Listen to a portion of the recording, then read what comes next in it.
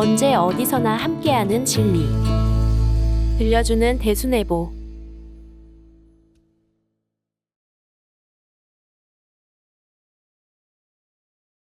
허영과 야망심을 경계하라. 천자를 도모하는 자는 모두 죽으리라 하셨으니 이는 수도인들의 허영과 야망심을 경계하신 말씀이다. 차경석 종도가 상제님의 명을 조차 여러 날 동안 잠을 자지 않았기 때문에 지쳐서 바깥에 나갔다가 들어오는 길에 문 앞에 모시바가에 이르러 잠에 취하여 혼미에 빠져 있었다. 이것을 보시고 상제님께서는 천자를 도모하는 자는 모두 죽으리라. 라고 말씀하셨다고 한다. 위에 도전님 훈시는 이 말씀을 빌려 우리에게 교훈하신 내용이다. 천자는 천재의 아들로서 천명을 부여받아 천하를 다스리는 사람이라는 말이다.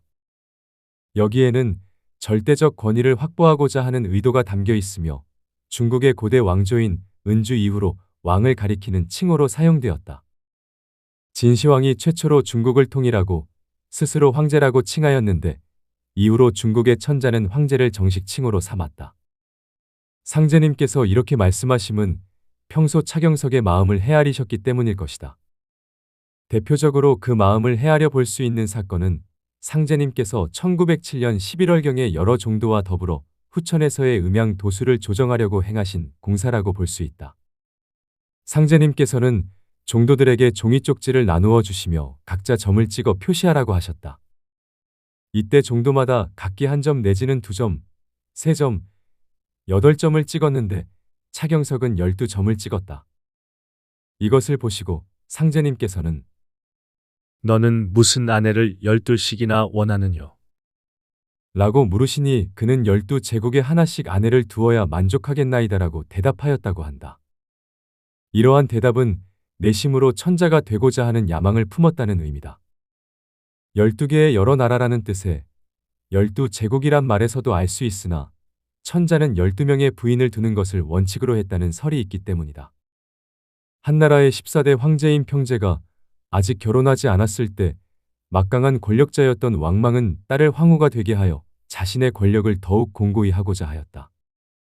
왕망이 태후에게 청컨대 오경을 상세하게 살피고 논하여서 아내를 맞이하는 예를 제정하여 평제가 12명의 여인에게 장가드는 원칙을 바로 세움으로써 대를 이을 자식을 널리 두되 라고 하는 내용의 상소문을 올렸다고 한다. 이 내용은 대학년이에 등장한다. 또한 백호통이에도 천자가 12명의 여인을 아내로 맞아들임은 하늘에 운행에 12개월이 있어 만물이 반드시 생겨남을 본받은 것이라고 하며 천자가 덕을 버리고 여색을 좋아할 수 있으므로 한 번만 동시에 12명의 아내를 맞이하게 할 수 있을 뿐이라는 설이 수록되어 있다. 대학년이는 조선시대의 임금의 학문 수양을 위해 신하들이 경전과 역사를 강의하던 경연의 교재로 많이 사용되었고 사대부들 사이에서도 널리 읽혔던 책이다. 백호통이도 책명과 책에 실린 여러 구절이 조선의 여러 학자 문집에 수십 차례 등장할 정도로 알려진 책이었다. 이 책들의 영향으로 천자가 12명의 아내를 맞이한다는 설은 널리 알려지며 후대로 이어졌을 것으로 보인다. 사실 차경석이 원하는 천자는 자신이 거대한 제국을 새로 세우거나 기존의 황제 자리를 찬탈해야만 될 수가 있다. 그러므로 그가 천자가 된다는 것은 현실적으로 거의 불가능한 일이라고 할 수 있을 것이다. 차경석은 1921년 경남 함양의 황석산에서 고천제를 올리며 국호를 시국, 교명을 보화교라 선포하며 천자의 등극함을 하늘에 고하기도 하였다. 그는 1929년에 정읍 대흥리의 2만여 평 부지에 궁궐과 같이 40여 동의 웅대한 건물을 지으며 교세를 떨치기도 하였다. 하지만 결국 1936년에 57세를 일기로 갑자기 운명하였다. 보천교 건물은 경매에 붙여져 모두 해체됨으로써 사라졌고 보천교도 함께 몰락하고 말았다. 차경석은 한때 차천자로 불리기도 하였다. 하지만 이는 역사상에 등장하는 천자로 볼 수 없는 헛된 칭호일 뿐이었다. 허영과 야망심은 진실한 마음을 바탕으로 한 것이 아니므로 결국 아무런 소득이 없는 헛된 결과를 초래할 뿐이다.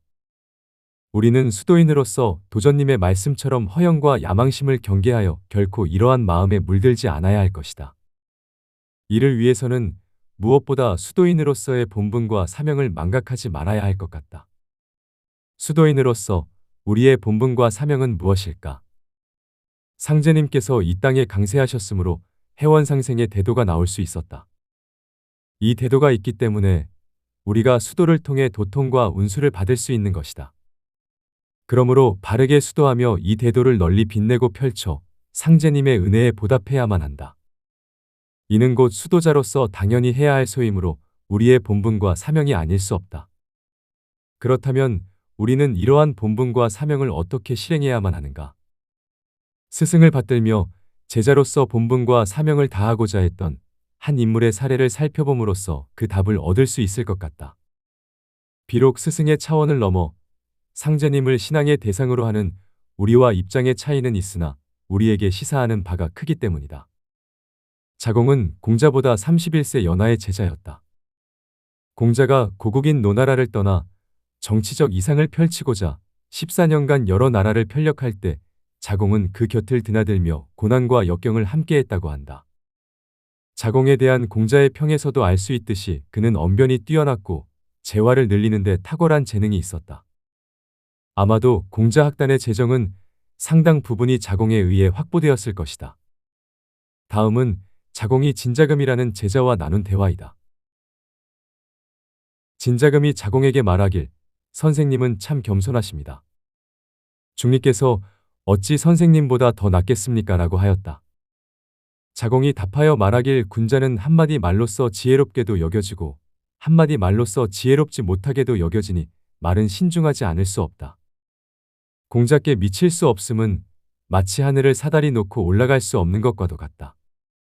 공자께서 한 나라를 얻으셨다면 이른바 나라를 바로 세우면 곧바로 섰을 것이고 이끌었으면 이끌렸을 것이며 편안하게 해주면 이웃 나라 사람들이 귀순했을 것이고 고무시키면 조화로운 나라가 되었을 것이다.